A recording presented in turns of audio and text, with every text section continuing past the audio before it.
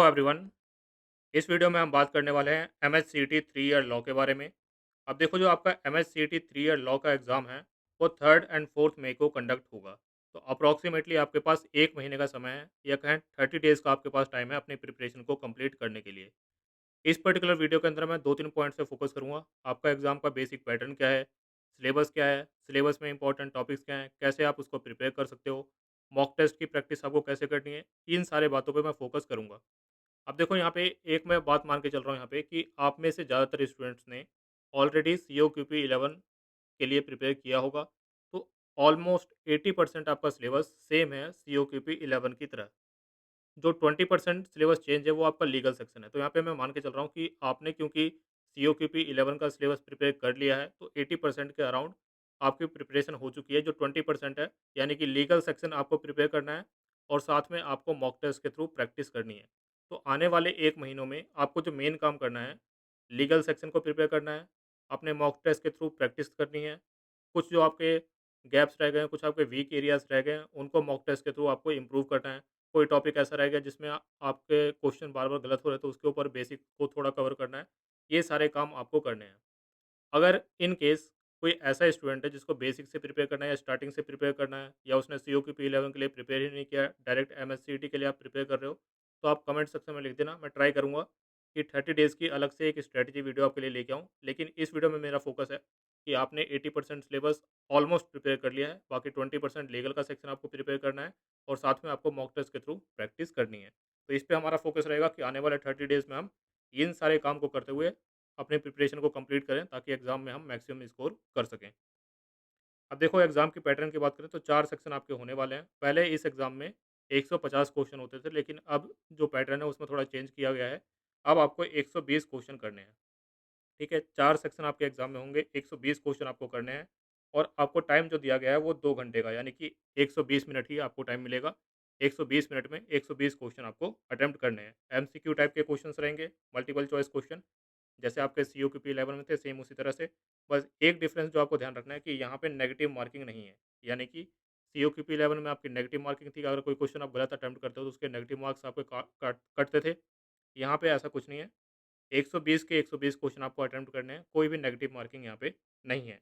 इसके अलावा जो मीडियम की बात करें तो यहाँ पे इंग्लिश और मराठी मीडियम में एग्जाम होगा। तो अगर हम मॉक टेस्ट की बात करें तो हमारे मॉक टेस्ट जो है आपको सिर्फ इंग्लिश मीडियम में मिलेंगे, मराठी मीडियम में आपको मॉक टेस्ट देखने को नहीं मिलेंगे। अब देखो, एग्जाम के पैटर्न पे आएँ तो ये 4 सेक्शन आपके आने वाले हैं। ये 3 सेक्शन जो है, general knowledge with current affair, logical and analytical reasoning और इंग्लिश, ये 3 सेक्शन तो ऑलरेडी आप सीओक्यूपी 11 में प्रिपेयर कर चुके हो। खुशी की बात ये है कि अगर किसी की मैथ्स वीक है, तो इस एग्ज़ाम के अंदर मैथ्स नहीं आता। तो अगर किसी की मैथ्स वीक है तो उसको यहाँ पे घबराने की ज़रूरत नहीं है। यहाँ पे मैथ्स का सेक्शन आपका नहीं आता है। आप पैटर्न की बात करें तो लीगल सेक्शन में लीगल एप्टीट्यूड और लीगल रीजनिंग के क्वेश्चन आपके आएँगे। किस तरह से प्रिपेयर करना वो हम आगे डिस्कस करेंगे। इसके आपके 24 क्वेश्चन्स होंगे, हर क्वेश्चन 1 मार्क का, ठीक है? तो 24 क्वेश्चन आपके लीगल सेक्शन से होंगे। जनरल नॉलेज और करंट अफेयर से आपके 32 क्वेश्चंस होंगे। इसमें से आप मान के चल सकते हो कि 5 से 8 क्वेश्चन आपके करंट अफेयर के होने वाले हैं, तो इसमें करंट अफेयर भी आपका इंक्लूडेड है।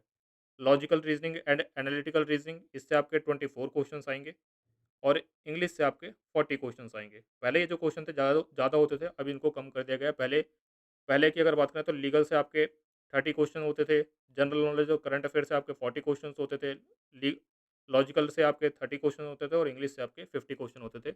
लेकिन अब ये आपके क्वेश्चंस का डिस्ट्रीब्यूशन होने वाला है। अब देखो, यहाँ पे ये सिलेबस मेंशन किया हुआ जो आपका ऑफिशियल सिलेबस है, लेकिन यहाँ पे आपको क्योंकि उतना क्लियरली डिफाइन नहीं किया हुआ है, तो यहाँ पे आप इसको चाहो तो रीड कर सकते हो।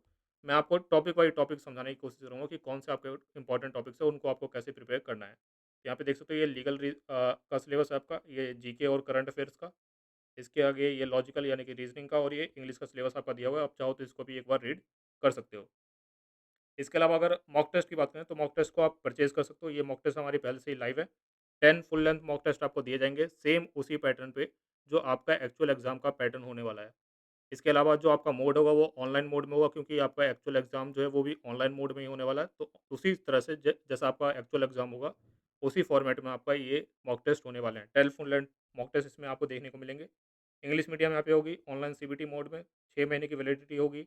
हर क्वेश्चन का आपको डिटेल सॉल्यूशन मिलेगा, परफॉर्मेंस स्टेट्स मिलेंगे।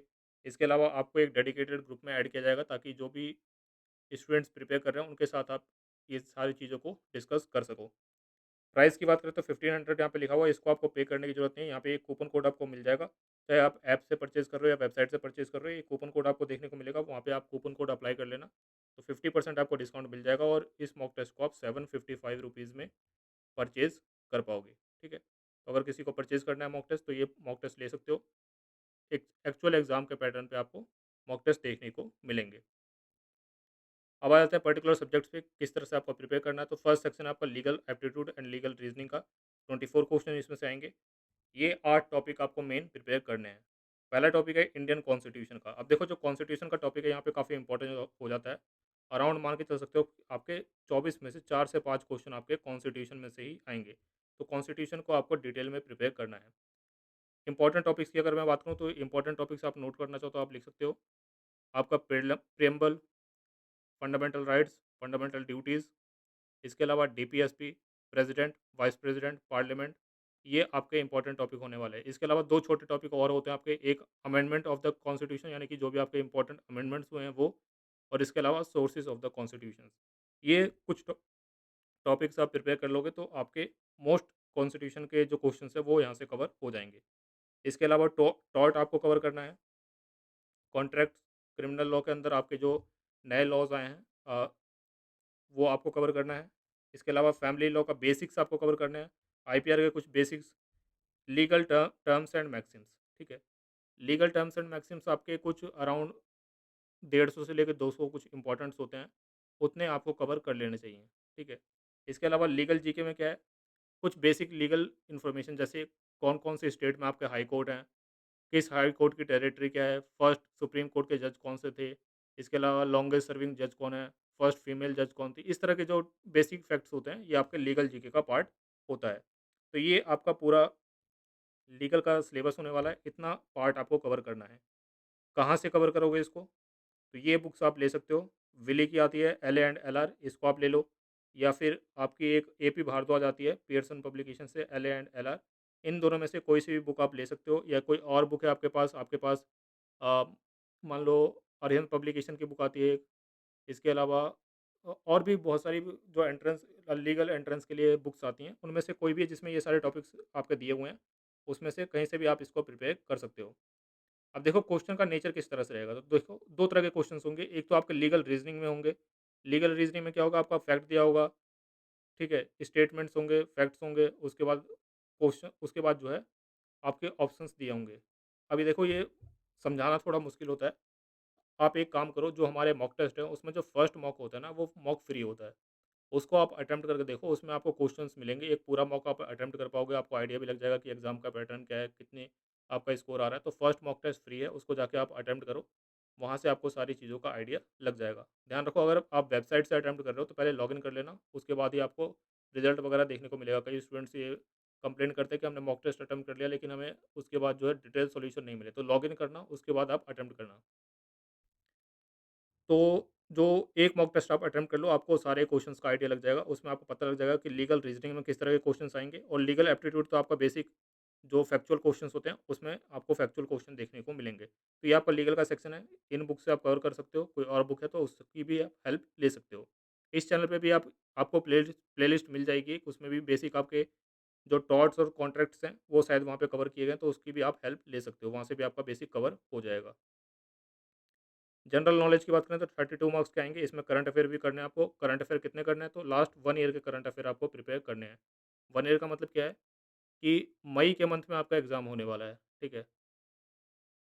तो मई के तो करंट अफेयर आप नहीं करोगे, अप्रैल तक करोगे, तो आप कोशिश करो कि मई 2024 से लेके अप्रैल 2025 तक के करंट अफेयर आप कवर कर लो। ये आपके इंपॉर्टेंट टॉपिक्स होने वाले हैं, history, geography, general science, economics, civics. Civics basically आपके जो कॉन्स्टिट्यूशन है वहाँ से ही कवर हो जाएगा, अलग से आपको कवर करने की ज़रूरत नहीं है। Important days, first man, first woman, इस तरह के जो आपके सुपरलेटिव्स होते हैं, ये आपको कवर करने हैं। और करंट अफेयर लास्ट 1 ईयर के, ये सब आपके लिए इंपॉर्टेंट रहने वाला है। लूसेंट की जनरल नॉलेज से आपने प्रिपेयर किया होगा, तो वहाँ से आप प्रिपेयर कर लो। बाकी जो भी आपका सोर्स था सीओक्यूपी 11 के टाइम पे, उसको ही आप रिवाइज़ करो, वहीं से आपका काम होगा। इसके अलावा करंट अफ़ेयर के लिए करंट अफ़ेयर कोर्स में आप ऑलरेडी एनरोल्ड हो गए, तो उसी करंट अफ़ेयर को आप फ़ॉलो करो, उससे आपका काम हो जाना चाहिए, कोई दिक्कत आपको नहीं आएगी। रीज़निंग की बात करें तो 24 क्वेश्चन आपके आएँगे, ये आपके इंपॉर्टेंट टॉपिक्स होने वाले हैं, clock, calendar, blood relation, direction test, analogy, syllogism, conclusion, odd one out, figures in sequence, coding, decoding, number series और पज़ल टेस्ट। पज़ल टेस्ट शायद आपका सीओक्यूपी 11 में नहीं था, तो पज़ल टेस्ट आपको एक अलग से प्रिपेयर करना पड़ेगा। इसको आप देख लेना, यूट्यूब पर सर्च करोगे, तो कोई भी जो टीचर आपको पसंद है, उनकी एक वीडियो देख लेना, वहाँ से आप पज़ल के क्वेश्चन सॉल्व कर पाओगे। यहाँ पे पज़ल जो है बहुत मुश्किल वाले नहीं आते, जैसे आपके बैंकिंग में जो ब पज़ल के क्वेश्चन होते हैं, काफ़ी बड़े क्वेश्चन होते हैं और थोड़े डिफ़िकल्ट टाइप के आते हैं। उत वैसे क्वेश्चन यहाँ पे नहीं आएँगे, सिंपल पज़ल के क्वेश्चन्स आपको देखने को मिलेंगे।